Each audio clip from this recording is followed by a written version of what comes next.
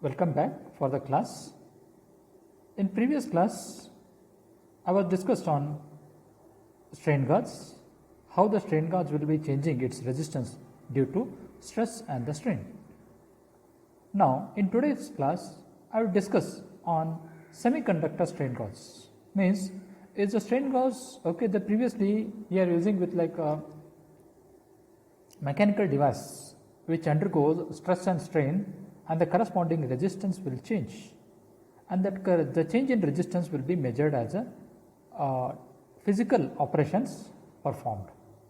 Now similarly, if you require high sensitivity and high value of gauge factor, okay, we require a semiconductor strain gauge, okay, wherein which it has a very high gauge factor, means it is a sensitive device, okay, and more accuracy will be coming out from the semiconductor strain gauge, okay. That is, it will be operating based on piezoresistive effect, means the change in value of resistance due to change in resistivity, okay. The value, okay, I think you might know that the semiconductor will change its resistance due to its biasing concept, okay. If it is forward bias, okay, the lesser the resistance. If it is reverse bias, more the resistance. Means, can we say it is also a type of transducer? Yes. Based on this principle, we are using a semiconductor, okay. Now, when we are operating with like a semiconductor device, it is a sensitive, means the small change in voltage also, the corresponding small resistance also changes, okay. This makes an important role for the measurement of a physical quantity. So, a typical strain gauge, okay, how it looks, okay, has been given in the diagram, okay. Look at this. It is fabricated within a coating material, okay. It has got like a two what is on nodes, okay, wherein which we are applying a physical quantity for the measurement purpose, and the corresponding the resistance will change, and the change in resistance will be measured as a physical operation performed for the transducer, okay.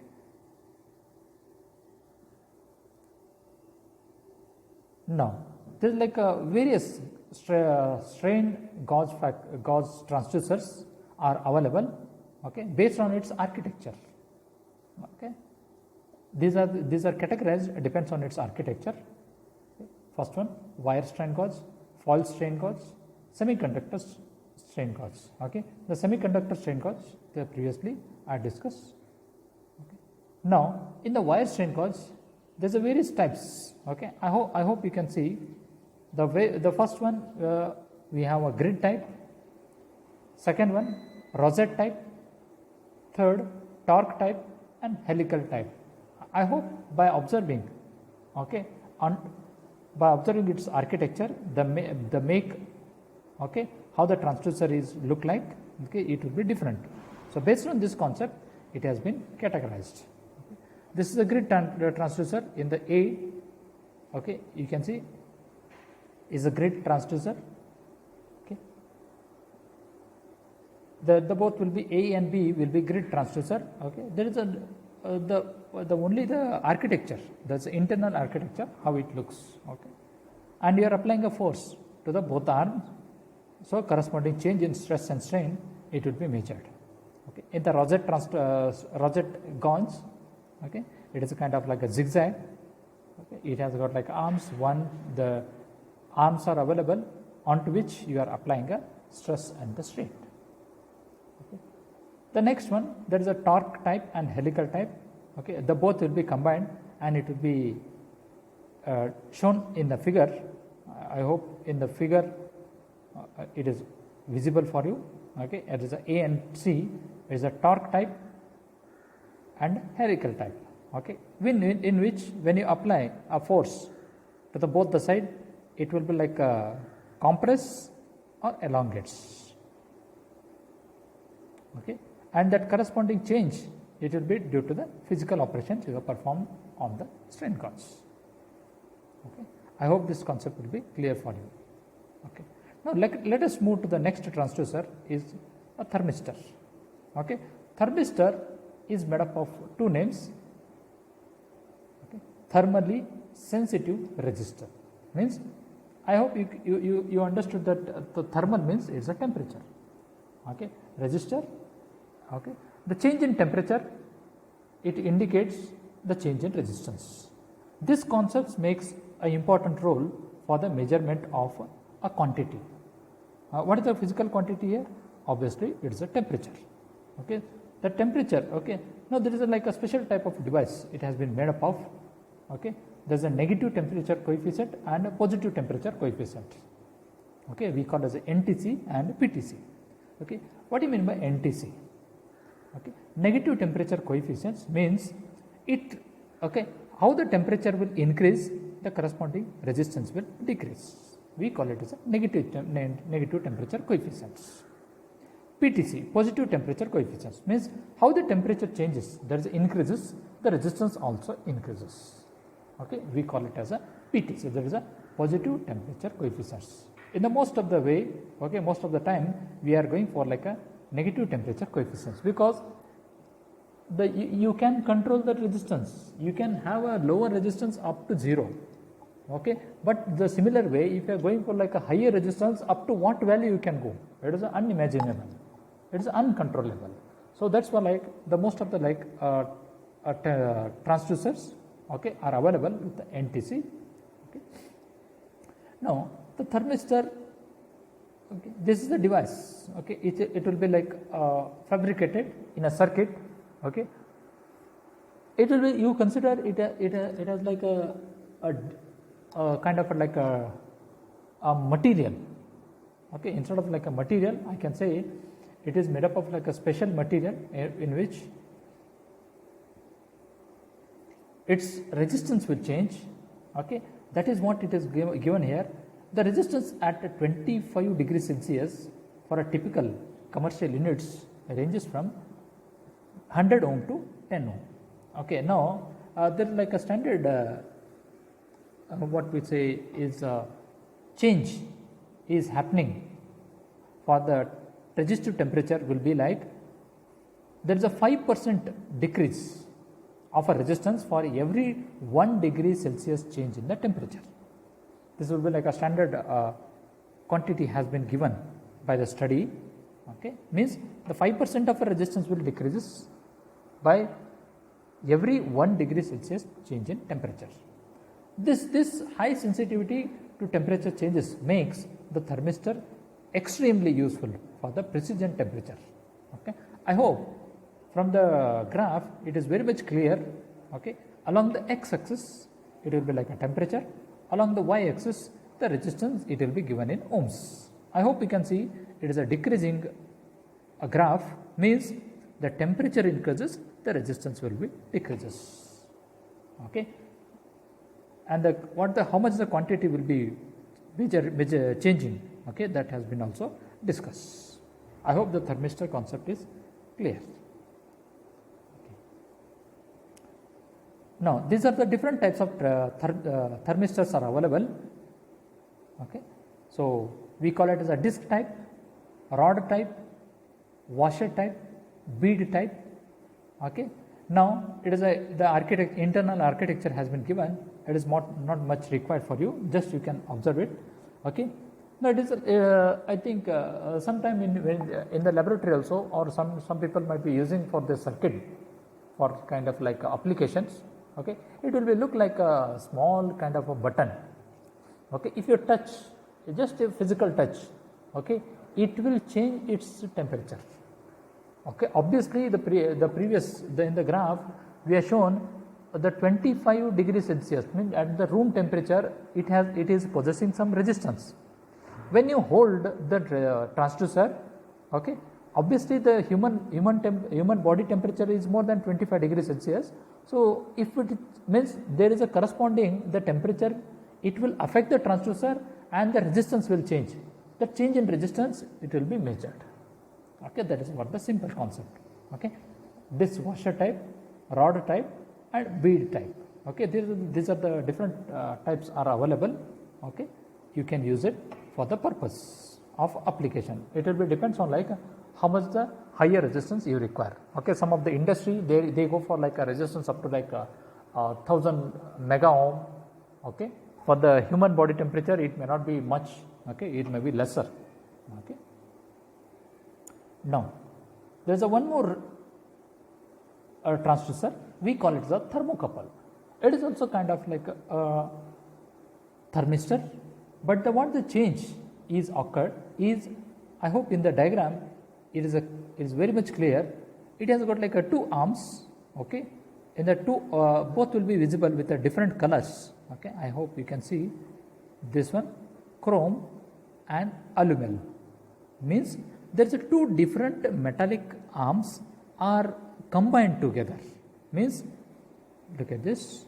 Okay, where that is like a in which both the different metallic device are connected with a T-sense, means you are holding at the T-sense, means the property of the both the arms will change depends on like a temperature, means they are having some temperature, some resistance at the given room temperature. If you touch at the point T-sense, okay, the resistance of the devices will change. Okay, if it is like a higher or if it is like a lower, the one of the like the metallic property resistance will change. It will be indicated in the form of like a T meter. Okay, means obviously resistance will change. It will be indicated in the voltage, means it is a kind of like a dissimilar metals. Okay, are fabricated and forming a single tip, dissimilar. Okay, you can have a dissimilar metals and you can have a single tip in which you are applying a measuring quantity, that is nothing but a temperature. Okay, since a thermocouple produces a temperature dependent voltage as a result of thermoelectric effect, means it is an effect of thermoelectric, means the electrical output will be like a electrical measure electrical quantity, the input will be like a thermal, and that will be like a temperature, that this will cause, and it will be indicated, okay, by the voltmeter. Okay, I hope you can see the voltmeter will be given in the right diagram of the circuit. Okay, since it will be interpreted to measure a temperature.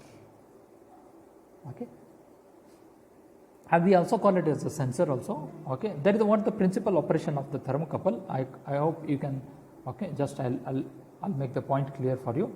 A standard configuration for the thermocouple usage is shown. Okay, the desired temperature T sense is obtained using three inputs, that is a characteristics ET.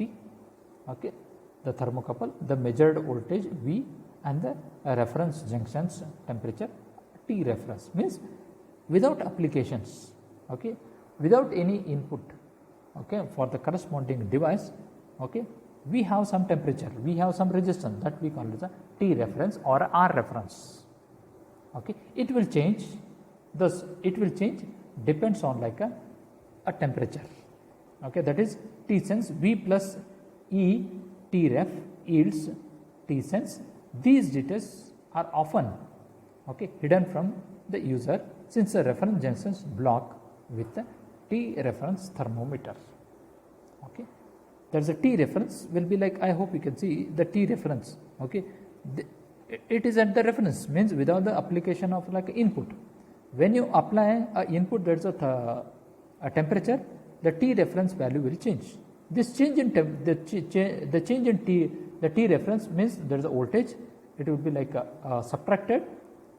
Okay, it will be indicated onto the voltage device. Okay, I hope from the name itself will be very much clear for you. Thermocouple means the two dissimilar metals are coupled to measure the temperature. Okay, the next transducer is LVDT. It is the most popular differential transducer, what we call. Okay, that is LVDT stands for linear variable differential transducer. Okay, I hope I'll go with like it is a kind of like an inductive transducer, we can say. Means obviously in the earlier class I discussed, okay, which are the like electrical transducers are resistance, okay, capacitor, inductance, okay. So this LVDT, it operates based on inductance, means the inductance of the material will change, depends on its magnetic coupling, okay. When I say magnetic coupling, how when there is like a coupling will be comes into picture, there is like a primary and the secondary, okay. When I say primary and the secondary, in between this, okay, I have a kind of like a, okay, this is like a primary and secondary, okay. There is a contact, I say what we say is a contact between primary and secondary, okay. In between this I have a shaft, okay. I'll make a very clear picture for you.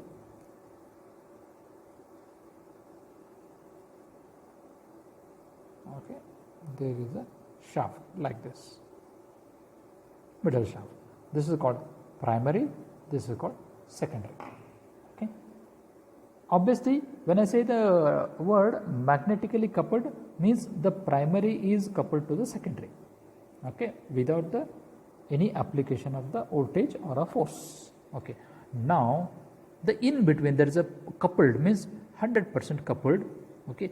If I hold, okay, there is a middle one, we call it as a core, okay, means the physical measurement quantity will be applied at this point, at this position. When you apply the physical operation for this core, this will go either towards down or it will be go towards up.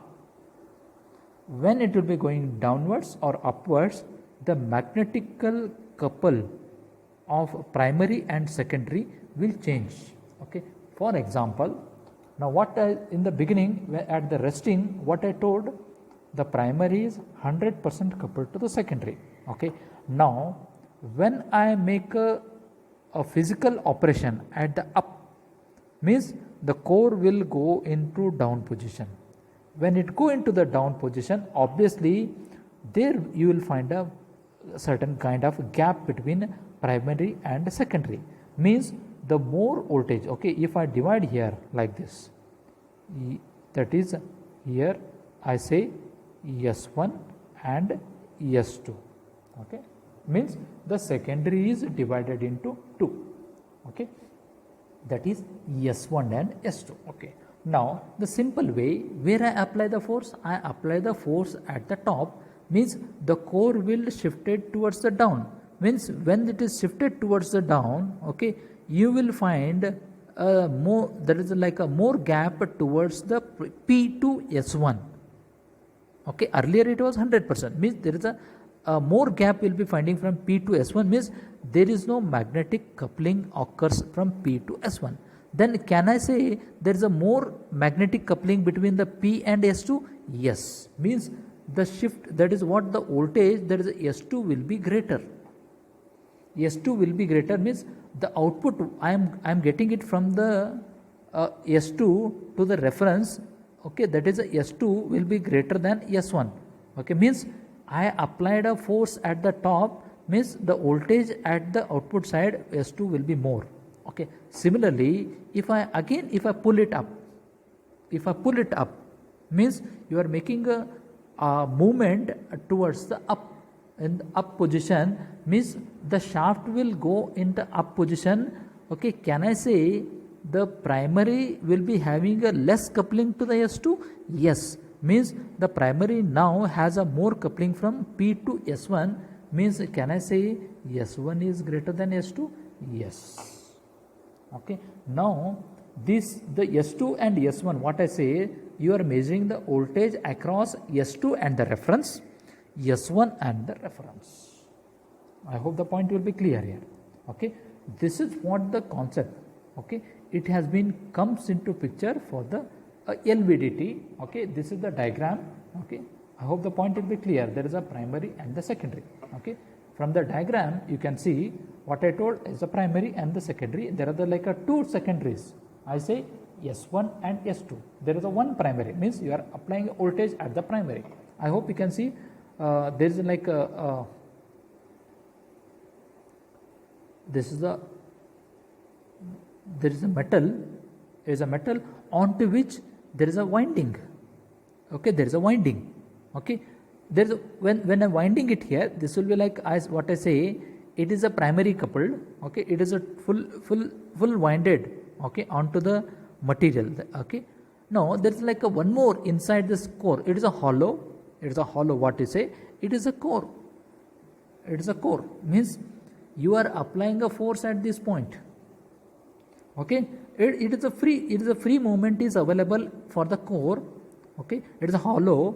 The free movement of the core, it will go up or it will go to the down. Okay, similarly I have like a S1, that is a input, that is a primary voltage what we are applying. Okay, either it will be shifted at the upside or it will be shifted at the downside. Okay, now what I say, upside and the downside, it will be measured in terms of like a secondary voltage. That the secondary voltage we are measuring in this format. Okay, E out. Okay, the similar what I shown is a mechanical diagram. It will be given in the form of like an electrical circuit in the right side. I hope you can see it is an input. Okay, there is a primary. Okay, what I say is a primary. Okay, obviously I told there are like a two secondaries, S1 and S2. Okay, what we call the output voltage across the S1 we call it the ES1. Output across the S2 we call it the ES2. Okay, that is a coupling between the primary from secondary. Okay, now in between this one we have a core arm. It is a core. What we say, you are applying a force at this position, or you are making a movement to the core. Okay, and it will be coupling between the primary and the secondary will change. If I apply towards the right position, if I apply to the right position in this fashion, means the core will move towards this way. Means there is like a coupling between this two S2 will be more. This will be more. Means that the coupling will occur from primary to secondary. Means which is greater? ES2 will be greater than what? ES1. Because more the voltage, input voltage will be coming at the ES2. Means I am measuring look at this, ES2 with respect to what? The reference voltage. Okay, now similarly if I pull it out, okay, pull it out in this way, means the displacement is going towards the left. Okay, means the core will go towards the left. The primary will be more coupled to what? To the ES1. Okay, there is a less coupling. Now can I say ES1 is greater than ES2? Okay, this will indicate, okay, the difference in voltage ES1 and ES2. It will indicate either positive or it will indicate negative. Okay, if I say just a simple way, ES1 minus ES2. Okay, now when just a simple if I write, okay, for you to understand, I'll make an equation, ES1, okay, ES2. Okay, this is the equation. Okay, when I get here negative, means when you apply a force or when you make a displacement towards what? Right side, because what? ES2 is more. Okay, what the value you are getting here? You are getting a negative value. Okay, when you get here positive, when you make a displacement towards the left side, means the core is shifting towards the more. That's just I got here positive here. So ES1 is more. I got here positive. Okay, similarly you can write, no problem. There is no issue. Okay, ES2 minus ES1. Okay, there is no restriction that we are supposed to measure with the S1 minus S2 minus S1. Okay, now what you get here? ES2 will be, when it will be ES2 will be more, mean the core is shifted towards the right side. Okay, more coupled. So what you will get here? You will get a positive, because ES2 is more. Okay, when the ES2 is lesser, ES1 is smaller, you will get a negative. Okay, that is that is what the difference equation. It is a differential equation what we are getting it from the LVDT. Okay, linear variable differential transducer. Okay, from which, okay, that's so like you, it is immaterial. You can take a ES1 minus ES2, ES2 minus ES1. Okay, now I hope the diagram and the concept of LVDT is very much clear for you. Okay, because in this LVDT, what the physical input, it is nothing but a displacement. What I am measuring a displacement for this. Okay, this is what the concept of this concept of LVDT. Okay, it will be like obviously I told most of the time primary and secondary, it will be act like a magnetic coupling. That is inductance, inductive kind of operations. Okay, so we call it as a differential inductive transducer. Okay. Now just on the observation, okay. Now without any movement, okay, without any kind of like application of input, okay, what will be the output voltage? Okay. Now what the previous I told here, ES1 minus ES2. Okay. Now assume that the input is something like 20 volt. Okay. Now there is no any kind of movement here. Okay. Now equally divided. Can I say ES1 is something like a 10 volt? Can I say ES2 is also 10 volts? Exactly coupled means what the output you are getting here? 0. Means 0 means there is no movement. I hope the point will be clear here. Okay, that is what, this is what how the operation will be useful for the measurement of voltage. Okay. Now this is what given here. Okay, with in the kind of like a graph. Okay, it will be like a graph how it will be showing here. Either it will go in the, okay, either it will be positive or it will be negative, either towards the B or it will be towards the A. Okay, and similarly when it is core A, okay, obviously I told here ES1 they might have used with the ES1 means it will be like a lesser ES1 okay, for a minute. Okay, now in this equation what I can say here, we are used with like a ES1 minus, okay, sorry, ES2 minus ES1. Okay, means what? Now when it is going towards A, obviously, okay, ES1 is more, you are getting here negative. Okay, when it is going towards like a right side, you will get like positive. This is what, when it is exactly at the middle, okay, both will be ES2 and ES1 are equal, so it will get here 0. Okay, I hope the point will be clear for you. Okay, and this is the corresponding voltage. It is a effect of voltage will be measured here and useful for the measurement of the application of the input quantity.